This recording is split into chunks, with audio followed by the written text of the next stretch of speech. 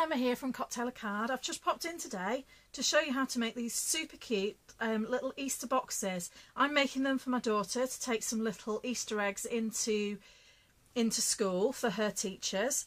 They're just the right size for either the small little chocolate eggs, or you could put a Cadbury's cream egg in there. It's just big enough for that.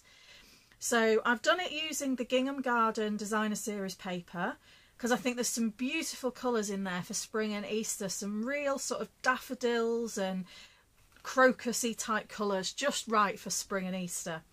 So I'm going to start with a piece of Daffodil Delight card. This is being cut to 5.5 by 6.5 inches, and I'm going to bring my scoreboard in, and I'm going to put, I've got the 6.5 inch side along the top here, and I'm going to score it at, it's 1.5, 3, 4.5 and 6. I didn't quite do that 1.5, did I? There we go. I'm going to turn my card round and put it in so the 5.5 inch side is along there, and this time I'm going to score it at 1.5, at 3.5, at 4 and 4.5. Okay, that's all the scoring done, so let's just get that scoreboard out of the way. Okay, I'm just going to get my bone folder and I'm going to make sure these creases are nice and sharp. Really helps when you're putting the box together if you know all your creases are really sharp. I'm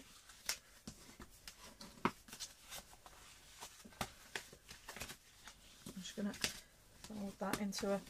You see what I've done with that little fold there? I've done that into a valley fold there, because that's going to be the top of our box, and then that one at the bottom. Fantastic. So all those are creased.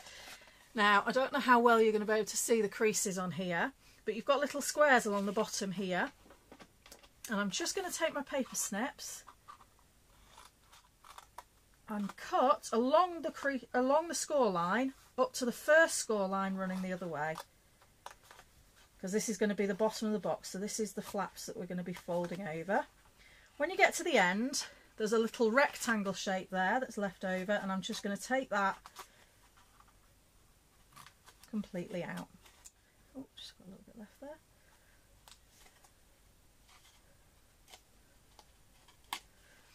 Okay, so I just like to take a little bit extra just so that they don't overlap when I fold the bottom of the box, just so take a little V shape out on those. Okay, so that will be the bottom of the box. Okay, now I'm going to use my envelope punch board. Just bring that in, if you can see that there. Right, now I'm going to use that to punch some little holes along this valley fold bit to help it close like the cracker at the top. So I'm going to tuck it in, I'm going to put the short little bit here, and you want to line that up with the 1/2 inch mark on the measurements along your envelope board. And then punch, and you've got that little shape right in the middle of that valley. Now what you want to do next is you want to fold that in half. So you're going to be putting a double layer through now. And you want to put that fold right in, line this edge up again with the, it's actually the 1.5 inch mark there. Now you are going to have to put a little bit of effort into it this time because you're going through a double. But you see what's happening? We'll go to the next fold now. Line it up again with your 1.5 inch. It does take quite an effort to put those through. Just move my...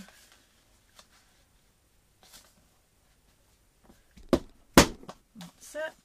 And then the last one, you want to do one as well on this little fold as well. So fold that up, in again, line up with your 1.5 inches on there, and that's it. And that's going to make your cracker shape. Get rid of the envelope punch boards and the rubbish. Okay, I'm actually going to decorate mine now because I prefer to decorate it while it's flat. So I've cut my Designer Series paper. I've got 4 pieces which are cut at 1.25 by 1.75 inches, and then I've got another 4 pieces that are cut 1.25 inch by 3/4 of an inch, and I'm just going to stick those on to decorate the box. I'm using my Tombow glue, but you could use snail adhesive to put that together. Just get my glue.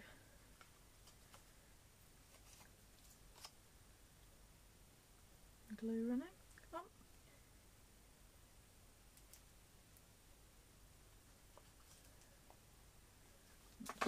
That one's run out. Try another one. Always got more than one Tombow glue going. There we go. And I'm just going to stick those across all the faces. Obviously you could take a little bit more time and make sure that you're getting this properly lined up.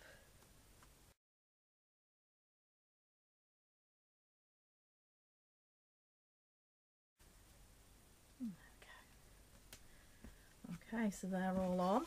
I'm now going to put some glue along this little edge piece here to seal my box.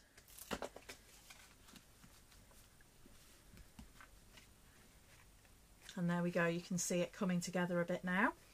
So this is going to be the bottom of the box. I put a little bit of Tombow on all of the layers of this just to make sure it sticks fast.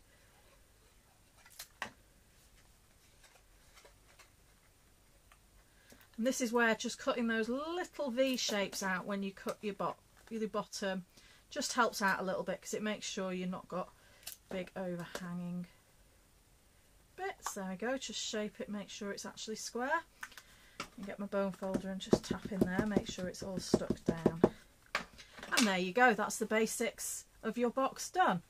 So you put all your little gifts in there and then seal it up. As you see on the one I've got here, I've decorated it with a little flower. I've used the punch from the Petite Petals in the Spring Summer catalogue. There's a bundle with that and the punch and the stamps in. And then the little flower shape from the Itty Bitty Shapes punch pack. And a little gem. I'll just show you how I've done that now. So here's my Petite Petals punch. Just punch a bit out there.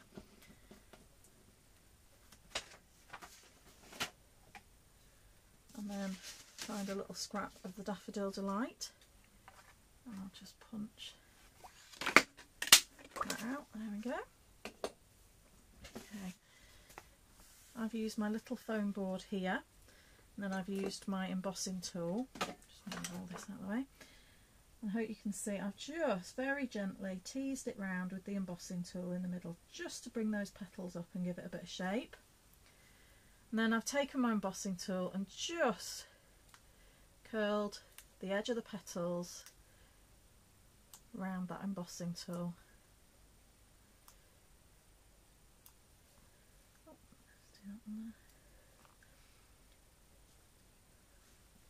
And that's just giving it that little bit of extra shape. And I've just done the same thing very gently, just giving a little bit of shape on that Itty Bitty Shapes one. And then a little bit of Tombow into the middle.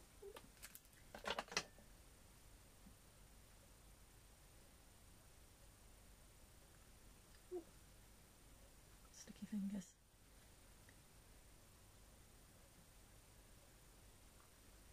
And there we go, so that's done like that. I've taken one of the medium gems off our Rhinestone Basic Jewels. Oh, they always flick away when I try and get them, these gems. Oh! And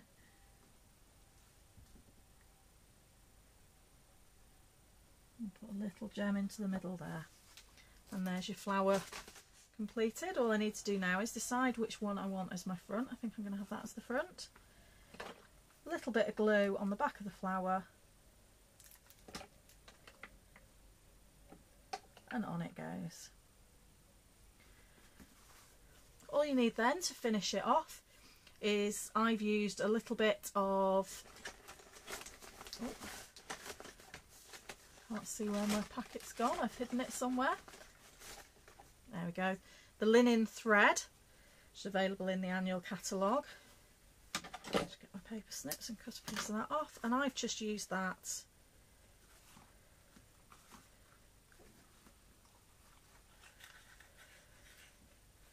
wrap that round several times